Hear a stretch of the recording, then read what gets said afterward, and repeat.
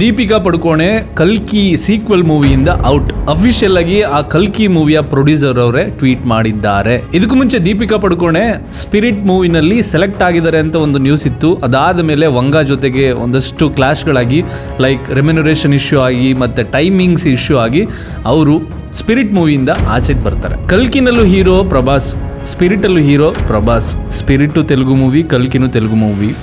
So Deepika Padukone ಆಚೆಗೆ ಬಂದಿರೋದಕ್ಕೆ actual reason ಏನು ಅಂತ ಇನ್ನೂ ಗೊತ್ತಿಲ್ಲ, ಬಟ್ ಸಮಥಿಂಗ್ ಈಸ್ ಫಿಶಿ. ಇತ್ತೀಚೆಗೆ ಬಾಲಿವುಡಲ್ಲಿ ಬರ್ತಿರುವಂಥ ಮೂವೀಸ್ಗಳೆಲ್ಲ ಅಟ್ಟರ್ ಫ್ಲಾಪ್. ಒಂದು ಮೂವಿನೂ ನೆಟ್ಟಿಗೆ ಬರ್ತಿಲ್ಲ. ಎಲ್ಲ ಬಾಲಿವುಡ್ ಆಡಿಯನ್ಸ್ ಎಲ್ಲ ಸೌತ್ ಕಡೆಗೆ ತಿರ್ಕೊಂಡಿದ್ದಾರೆ. ಅಂಥದ್ರಲ್ಲಿ ಕಲ್ಕಿನಲ್ಲಿ ಇವ್ರಿಗಿದ್ದಂಥ ಪಾತ್ರ, ಕಲಿಯುಗದಲ್ಲಿ ಕೃಷ್ಣನ ತಾಯಿಯಾಗಿದ್ದಂಥ ಪಾತ್ರ ಎಷ್ಟು ಇಂಪಾರ್ಟೆನ್ಸ್ ಇತ್ತು, ಎಸ್ಪೆಷಲಿ ಪಾರ್ಟ್ 2ನಲ್ಲಿ ಇಂಪಾರ್ಟೆನ್ಸ್ ಇತ್ತು, ಬಟ್ ಅದರಿಂದನೇ ಎಕ್ಸಿಟ್ ಆಗಿದ್ದಾರೆ. ಸೊ ನಿಮ್ಮ ಪ್ರಕಾರ ಆ ಕ್ಯಾರೆಕ್ಟರ್ನ ಯಾರು ಮಾಡ್ಬೋದು, ಆ ಕ್ಯಾರೆಕ್ಟರ್ಗೆ ಯಾವ ಹೀರೋಯಿನ್ ಸೆಲೆಕ್ಟ್ ಆಗ್ಬೋದು, ಕಮೆಂಟ್ ಮಾಡಿ. ನೆಕ್ಸ್ಟ್ ವಿಡಿಯೋದಲ್ಲಿ ಸಿಗೋಣ. ಅಲ್ಲಿವರೆಗೂ